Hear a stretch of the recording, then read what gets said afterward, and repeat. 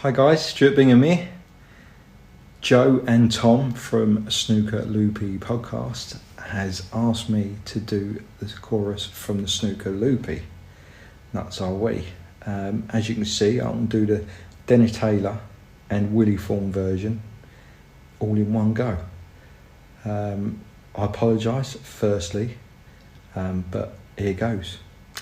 Snooker Loopy nuts are we, me and him and them and me. We'll show you what we can do with a load of balls and a snooker cue. Put the reds and screw back for the yellow, green, brown, blue, pink and black. Snooker Loopy nuts are we, we're all snooker loopy. Cheers guys. Hello and welcome to the Snooker Loopy Podcast. This is the first edition of our World Championship coverage of the 2025 Snooker World Championship, and already there's been so much drama, there's been so much excitement. My name is Tom Mayhew and I'm joined as always by my very good friend, the outlaw Joe Hannard. Good morning, Hazel. Good morning, everybody at home. And we are here. Joe Swale, eh? That's a good nickname, isn't it? Joe Swale was one of my favourite players actually back in the day. But it was one of those World Championship days that didn't feel like it was going to be that dramatic. And then it just all of a sudden hit the fan within about an hour. And, it absolutely crazy. The Crucible curse lives on, Tom. It does live on. In a way, it lives on stronger than ever because that loss for Kyren, I've been doing a little bit of research, and I think it's only the second time where the Crucible curse has been against a player who's making their debut, and the only other time was Anthony McGill against Mark Selby, but that was in the second round. So it's the first time ever where a debutant has beat the defending champion in the first round. Wow. Absolutely crazy because, it all started off, it started off quite poorly for Kyren, didn't he? He was 2-0 down very quickly, but then he won the next 6 to go 6-2 up, and you think at that point, well, it's going to be an early finish tonight. But it didn't quite work out like that. And actually, I think the biggest frame was that last frame of the session, which it so often is. Both players had a chance to win it. I think Kyren missed a black off the spot when he was, clearing up in that frame to go 7-2. And I think had he gone 7-2, we'd have been talking about a very, very comfortable victory. But for some reason, that just winning that last frame of the session seemed to inspire Lei Pei Fan. And he just went on this amazing streak, and it wasn't as if he was scrapping for frames. He was going for his shots. It was just an unbelievable spell of play, actually. Yeah, I mean that's the strange thing about it, because I was chatting to my mum about it, and she was like, "Oh, so why did defending champion, did he just not play well?" And I was like, well, no, actually his opponent played brilliantly. Like Pei Fan was his pot percentage was something like 92% at the end of the match, and yeah, he just was potting everything. He was attacking. He wasn't nervous. It's almost like he, went 6-2 down and then thought, screw it, I've got nothing to lose. And then just attack. And he kind of blew Kyren away. It was incredible to watch. Yeah, it was. I mean, Kyren did miss a couple in the evening session, but I actually think he didn't get too many chances. There was one particular moment, I think, where it was either 6-4 or 6-5, and Kyren potted the blue, went into the reds, and a red went in. And he probably would have cleared up to get his first of the evening, but it just took Kyren so long to get his first frame on the board. It was 9-6 before anybody knew what had hit them, and it's just completely bizarre because Kyren, as we've been saying all season, has had such a fantastic season. I mean, I backed him to break the Crucible curse this year, so that's out of the window. But I don't think anybody really expected Kyren to go out at the first hurdle. Certainly not against a Crucible debutant, even though Lei Pei Fan had managed to win a ranked event this season. I just don't think anybody saw that coming. It was a seismic Crucible shock, I think. It was massive because when you go on the event prediction website, which is where we do the Crucible contest, I looked up the stats after the result, and I think I read that something like 3% of people thought Lei Pei Fan would win in the first round. You know what? I'm amazed it's as high as that. You know, clearly those are people that just don't like Kyren. I think it's one of those of where, you know, you like put your hand up if you expected that result, put your hand down because you're lying, sort of thing. But you know, it has happened, and I think, to be honest, it's thrown the World Championship even more open. Somebody that will be absolutely thrilled with that result is going to be Zhao Xingtong, because most people were maybe predicted he'd get through the first round against Jack Jones, and then he would come up against Kyren Wilson and probably become unstuck. You know, now Zhao is probably, well, he's the only one to win a Triple Crown in that quarter now, isn't he? So that's an interesting an interesting development, I think, for the draw.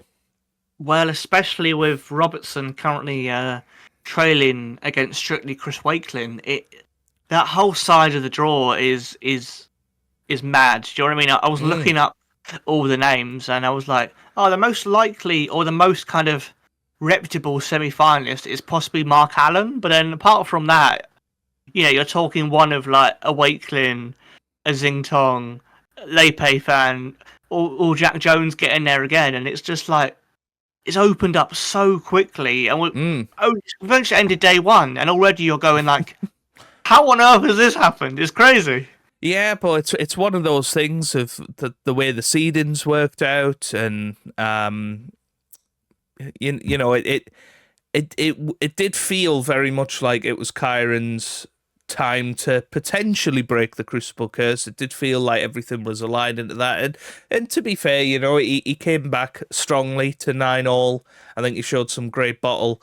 Didn't really get a chance in the decider. You know, I think he went into the pack, but didn't open anything up, and then didn't really get a look at a shot after that, because Lei Pei Fan was just fantastic.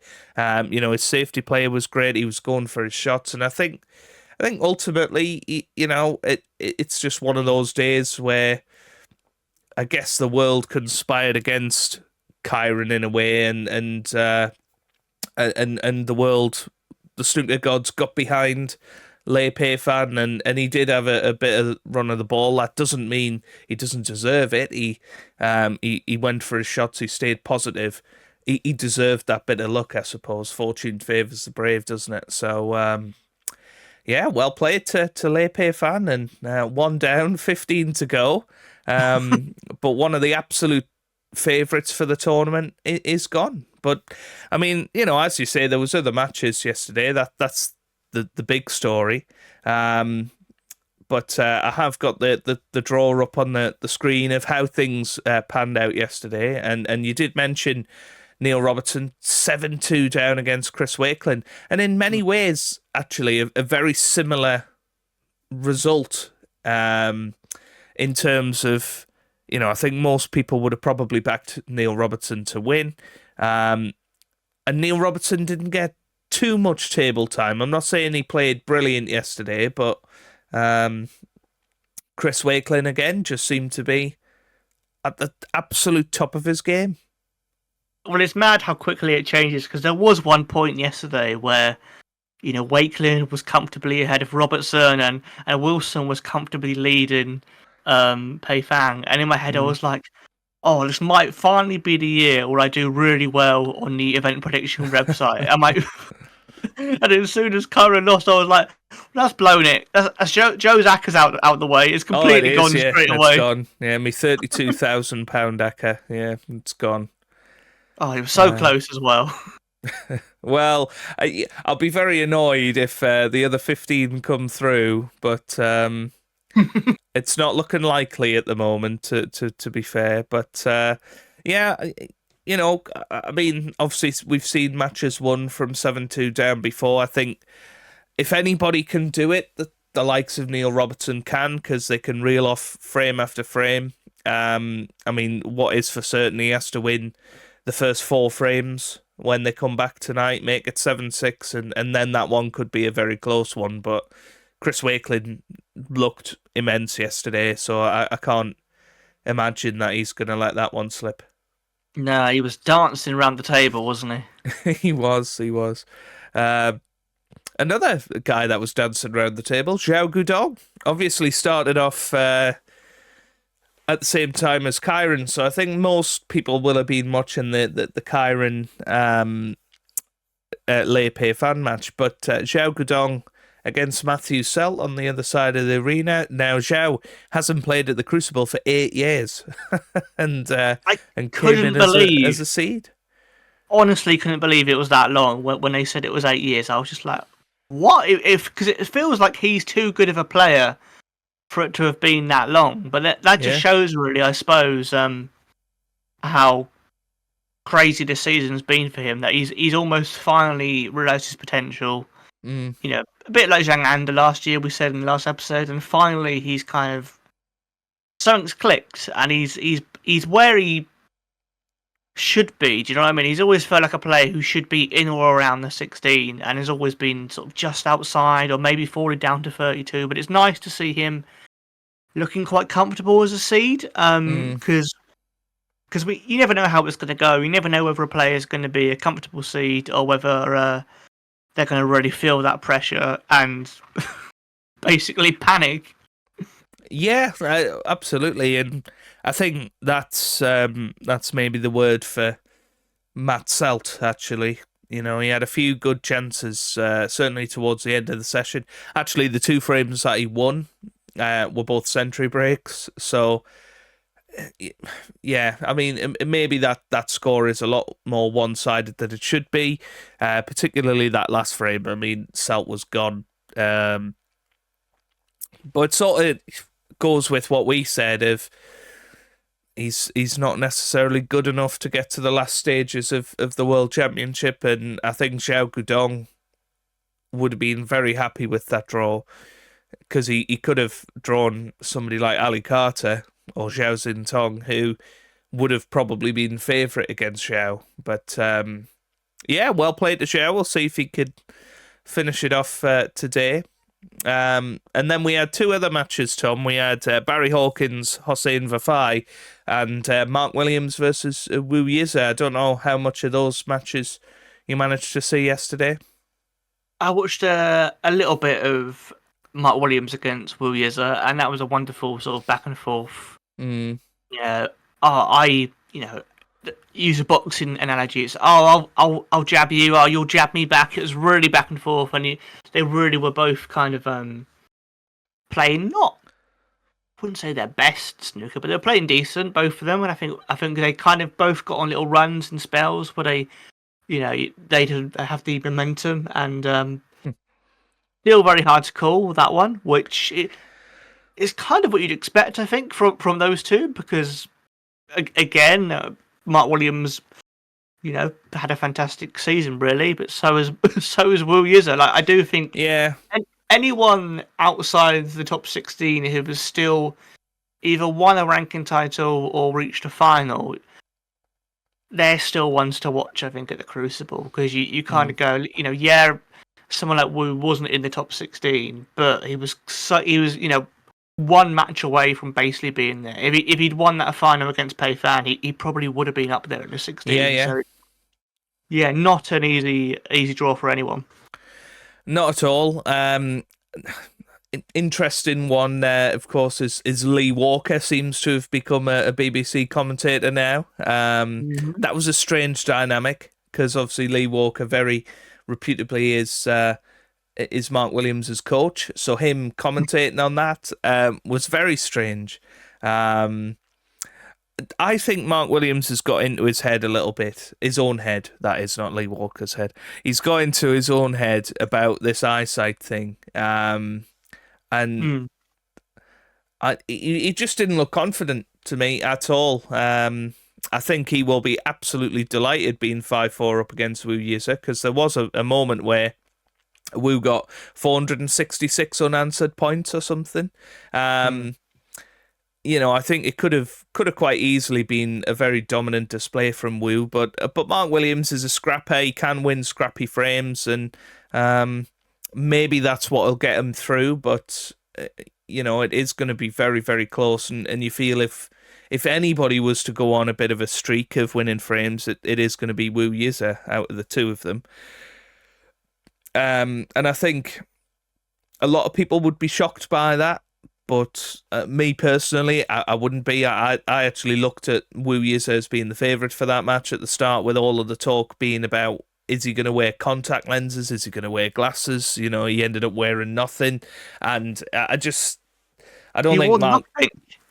Eh? Oh, not that. Well, Mark Williams wearing nothing again. God, I don't want to say that. I just think Mark Williams has gone into his own head about it, and it must be so difficult out there. Especially wearing nothing. Well, exactly, yeah. But it wouldn't be the first time, as you say. So, yeah, we'll see how that one goes. You know, it might go quite close, that one. But we'll see. We'll see later on today. Barry Hawkins against Hossein Vafai. Hawkins got off to a good start in that match, but I think Hossein came back with some centuries. Obviously, massively overshadowed that session by what was going on table one with the defending world champion and the end of the Crucible curse for who knows how long, you know, or Crucible curse chat. Because we have to have another first-time world champion, Tom, and I can't see where that's going to come from, to be quite honest. But it's one of those interesting kind of sporting things, isn't it? Where part of you really wants to see it broken, but then part of the magic is how long can this go on for? So even though, you know, I think both of us were going, oh, can Kyren do it? And we both quite like Kyren, and we thought that'd be quite cool to see if he gets close. But there's something special about the fact that it goes, okay, that's it, number 20. Done. Yeah. Move on to the next one. Yeah. No, it's pretty crazy, actually. And you know, we could be waiting a long time for another first-time winner, or we might be waiting until just next year. Obviously, Luca Brissell lost out last year. Kyren's lost out this year. 2 years in a row we've had Crucible Curse chat. There's obviously the likes of Mark Allen that hasn't won a world title. You know, and Ali Carter, that's not won a world title. Barry Hawkins, they're your sort of, or Ding, they're your sort of classic names that could win it for the first time. Well, I'd even throw in the fact that, you know, 10 of the 32 players are Chinese, and we've never had a Chinese world champion. And statistically, the highest chance of us getting one is this tournament. So there's always a chance that, you know, that even the Zhang Anda, even the Lei Pei fan might be eyeing it up because... Yeah, but as we say, you know, the draw's opened up massively. I think a lot of the big hitters are going to play each other quite early, so there's a decent chance that it could happen this year, Chinese world champion. We will see, I suppose. But coming up today, Tom, I thought I'd sort of talk you through it. We've got, starting at 10 o'clock this morning, we've got the conclusion of the Zhao Gudong, sorry. Too many Zhaos.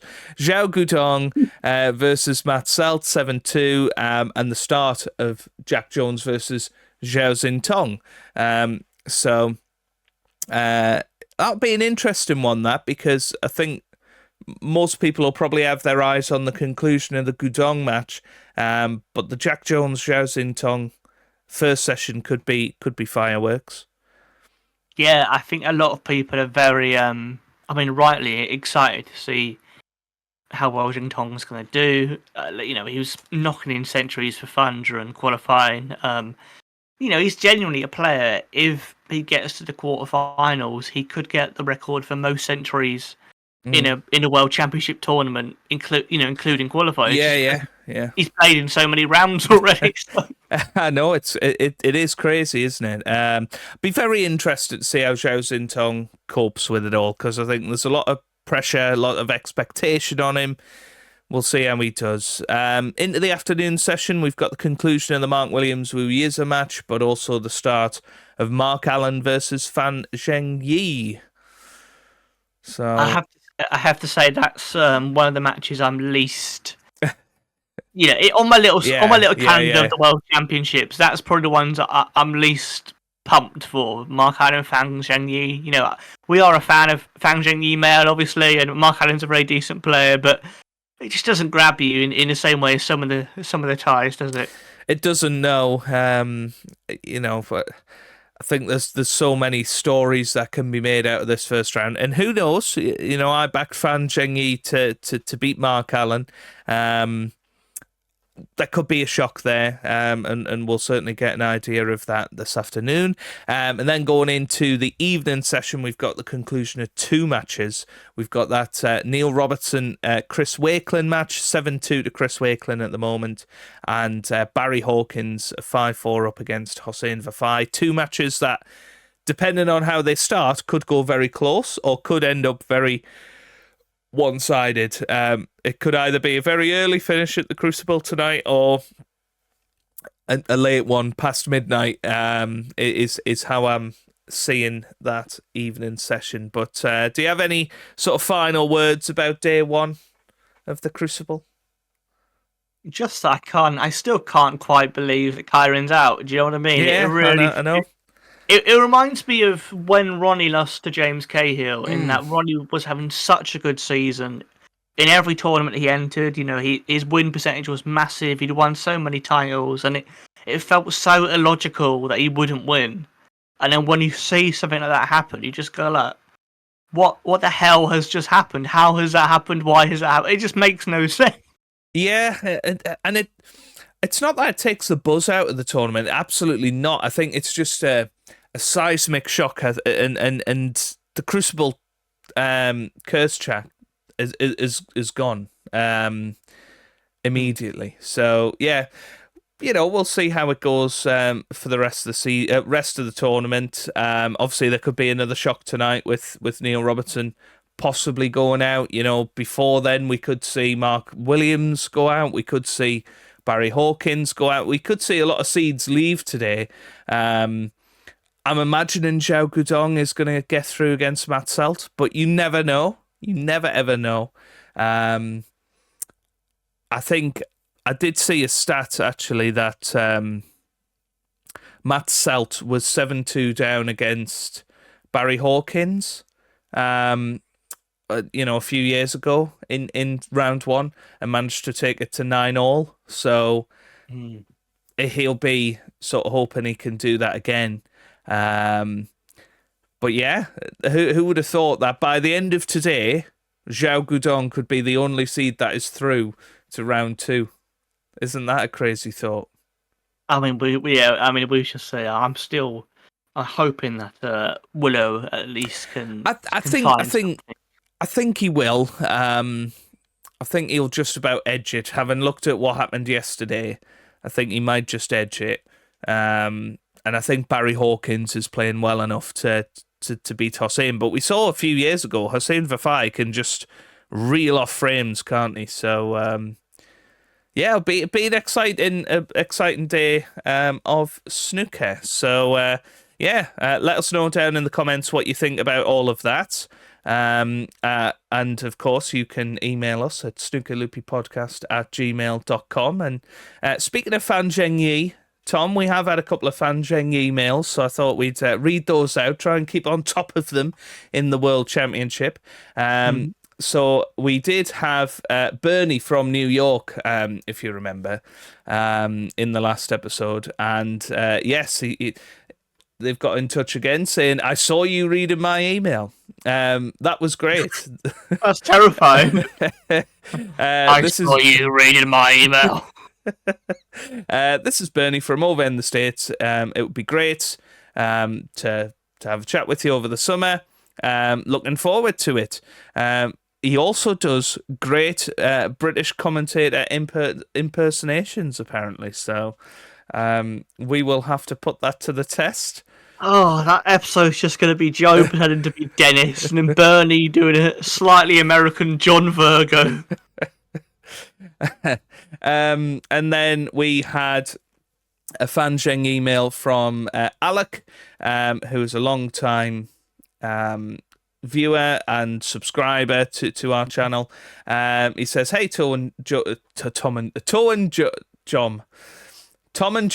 is what I meant to go for. Tom and John. I can't believe Alec has misspelled our name so badly, mate. He hasn't. I'm sorry, Alec. Hope you're doing well. I've been loving the content in these past couple of months. Always something to look forward to, and thank you for that. Hope you're looking forward to the World Championship, and I think we're in for a good one. I'm going to the Crucible myself on Tuesday to see Ronnie versus Carter. So really looking forward to that. And I know Joe is going late in the week too. Hopefully he can see a few more frames than he did in the last couple of years. And hope he enjoys the atmosphere and experience. Very good.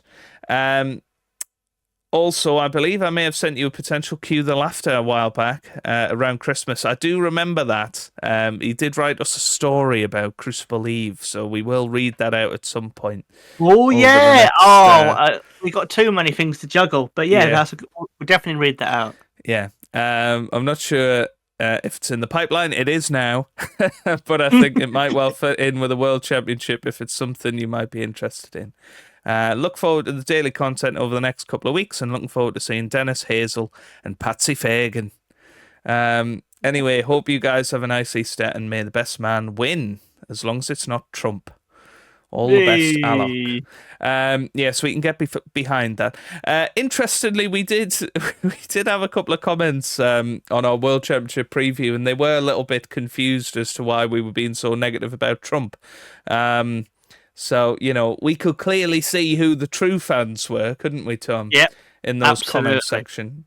But yeah, go on. Well, I think sometimes people are like, "Oh, why don't you like that person?" Blah blah blah. I think part of sport is there needs to be a baddie. There needs to be a pantomime villain. Like the whole Jimmy White against Hendry thing wouldn't be exciting if you went, "Oh, I'm just happy if either one wins." It needs to be someone who you don't want to win to sort of enjoy it, and that might be a Djokovic in tennis, or that could be a Trump in snooker. And I think a lot of it is just that, really. And do you know what I mean? If Trump was a sort of ranked 30 player who had his attitude, we wouldn't talk about him. But it's because he's quite high up that you do get a bit annoyed and moan about him, and that's just part of sport. Yeah, and it's like, a lot of people don't like Sean Murphy or don't even like Kyren or Selby or Ronnie. There are just players that some people don't like, and that is, as you say, that is what sport is about. We just both happen to like similar sort of players and not like similar players as well, and that's why we get on at the end of the day. I think if Tom was a diehard Trump fan, I'm not sure I could. No. Yeah, the podcast would have been 2 episodes long. That'd be it. It'd be over. I'm trying to think if there's anyone who one of us likes and the other one doesn't. The only thing I can think is I think that I was a bigger fan of Stuart Bingham, and I've kind of converted you. I don't know if there's any other players who are like that. I think that I've become a fan of the silly ones now.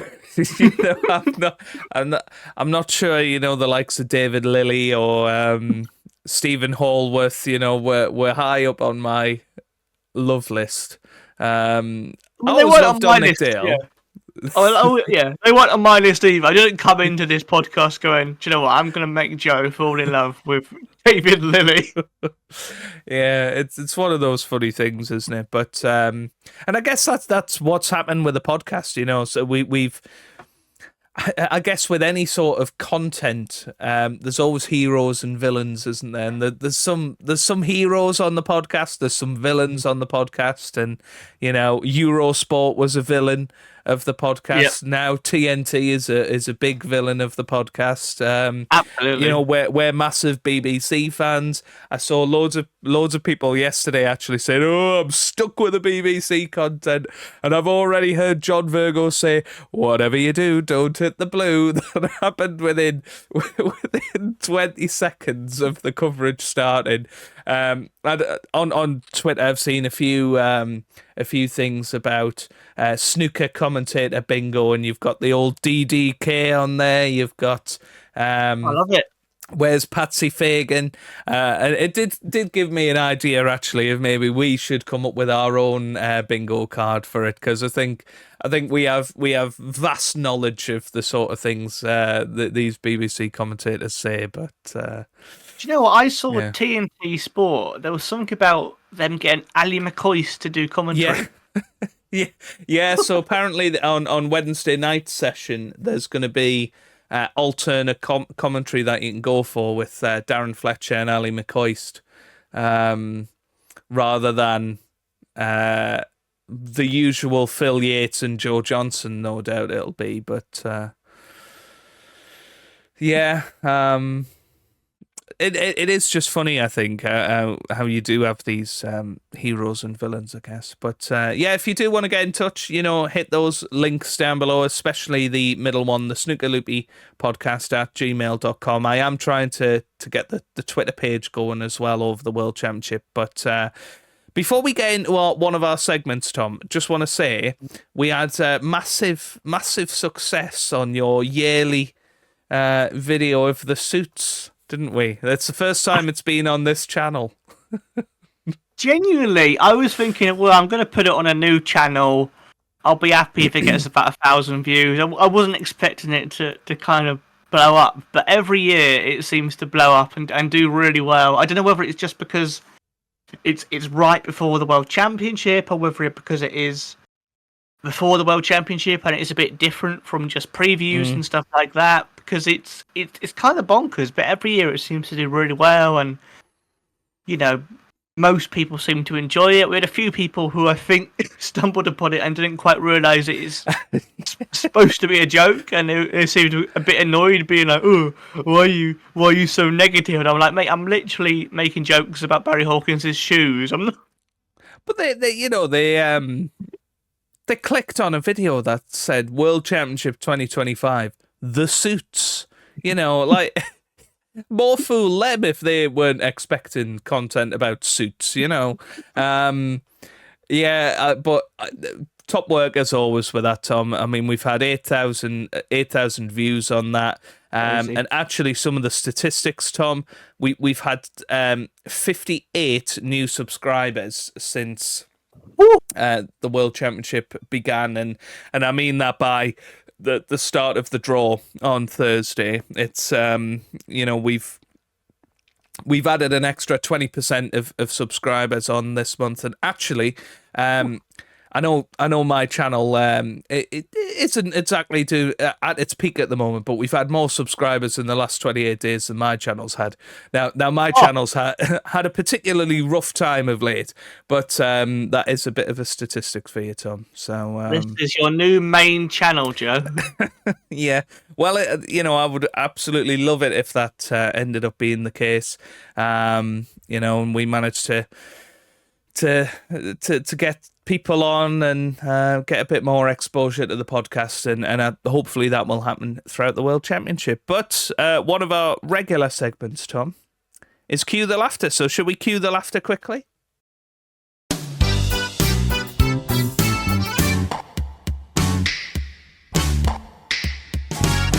Yeah, let's do it. This is Joe had an idea for during the World Championship to do sort of a few like retro Cue the Laughter episodes where we look back on some of the previous items that maybe were before we did the sort of video stuff, or it could just be taking another look at something, or maybe a more in-depth look at something we've kind of glossed over, and we've kind of gone back to the start with this one, haven't we, Joe? Yeah, absolutely. So as you say, just wanting to really, we've got a lot more people that watch the podcast than did back in those early days, and probably haven't seen some of these things. So we thought, for short segments over the World Championship, a lot of our Cue the Musics or Cue the Laughters are going to be sort of repeats, if you like, or revisited. But you might remember, Tom, I'm going to show your little camera first. This little guy here, this was one of the first things that Tom sent me. And this, I think this was before the podcast was even a thing, to be honest. It was, yeah, it was. And this is a little Kellogg's figure of Dennis Taylor. I am going to switch to the Joe Solo camera so that people can really see Dennis in all his glory here. And I believe that this came from a campaign. I think it says 1988 on the actual thing, but during the 80s, during the Matchroom phase of snooker, and there he is. I mean, you can see he's got his cue there. He's wearing a very interesting outfit. I'm not sure Dennis has ever wore green trousers, a green hat while playing, a yellow scarf, or is that a bow tie? It's a bow tie, and a red shirt, and white wristbands. I mean, I've never seen a snooker player wear wristbands before, but that was Dennis, of course. And then we found this on eBay, didn't we? This was one of the first Cue the Laughters that I showed you, Tom. And one of my purchases on eBay was Stephen Hendry here, who seems to have gone a few too many times through the spray tan device. Yeah. I don't know, are you a fan of Friends, Tom? I am, sitcom. Yes, yeah. Do you remember the episode where Ross ends up getting spray tanned on his front 8 times because he forgets to turn around or doesn't know when to turn around? I feel like that's what happened to Stephen Hendry here. Well, what's even more intriguing about it is these are both things that came free from Kellogg's packets back in the 80s, where they'd have little free toys and figures and cereal, and you'd open your cereal, you'd get a free toy, and they would have them based on sporting figures like Gary Lineker or Frank Bruno. But what's strange is I've never really noticed till this episode the difference in the clothing between the two players, because Dennis is very silly and over the top, and Stephen looks quite serious. Well, I mean, that kind of figures, doesn't it, of the style of these two players? I mean, Dennis is also tiny. He's got a big cue, but he's very tiny, whereas Stephen's got a little cue, and he's quite tall. So, I mean, maybe that reflects them both as well. I mean, from this end, it looks like Stephen Hendry's arm's been chopped off, if you look at him from behind. Because he's sort of touching his pocket at the top there. Yeah, I mean, it looks nothing like Stephen Hendry, to be fair. Unlike the Stephen Hendry action figure, which, who knows, we might well talk about that in the next couple of weeks. But I just wanted to sort of bring that back to the forefront of memory for people. And I guess throw it out there of, does anybody else in the world own these, Does anybody remember these? Did anybody, open up their pack of Cocoa Pops and out popped a Dennis, back in the 80s? That's we want to hear those stories. So please do get in touch if those mean anything to you. Was there someone who their mum kept having to go back and getting them more and more packs of cereal, and they ended up with 3 Gary Linekers and 2 Frank Brunos, and they went, "Why? I want a Dennis Taylor. Why have I not got Dennis yet?" Yeah. But there you go, Tom. There you go. Our first Crucible Daily Roundup is done. 1 day down, 17 or 16 to go. Although we probably won't manage to do every single day, classic example, I'm at the Crucible one day, and obviously when we get towards the end of the tournament, and the semi-finals. There's not really any results to sort of catch you up on, but we're going to try and keep it daily as long as possible. And the best way to support us with that is to get involved down in the comments section, leave a like and all of that good stuff, and share it round, because I think that that's the big one, is share it with other people that you think would enjoy it.